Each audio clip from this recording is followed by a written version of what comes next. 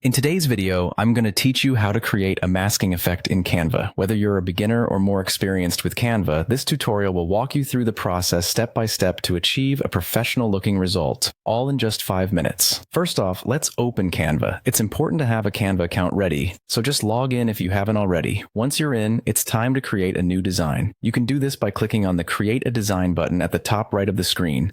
Feel free to select any canvas size that suits your needs. However, for this demonstration, a standard size like 1920 to 1080 pixels works perfectly. Next, we're going to upload your photo. If you have an image already on your computer, simply drag and drop it into Canva. If you don't have one, you can choose from Canva's extensive library by selecting the Photos tab. These options provide a good range of quality images to start your design. Once you have your image on the canvas, click directly on it, and you'll see an option labeled Effects at the top. Within this menu, choose the Background Remover. With this, Canva will automatically remove the background of your image, highlighting the main subject. This step is crucial for the masking effect as it sets the primary focus of your design. Now, with the image still selected, click the Edit Image button near the top.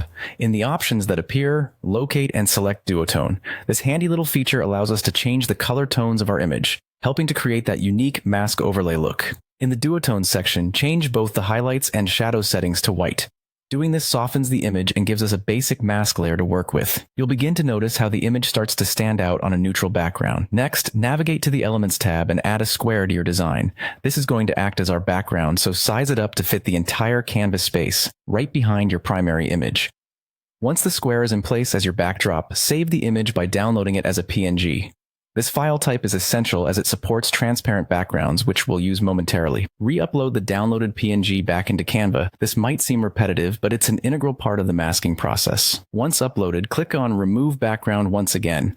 This step ensures only your main object stays in view. Now, it's time to add a second image. Drag it onto the canvas and position it behind your primary masked image.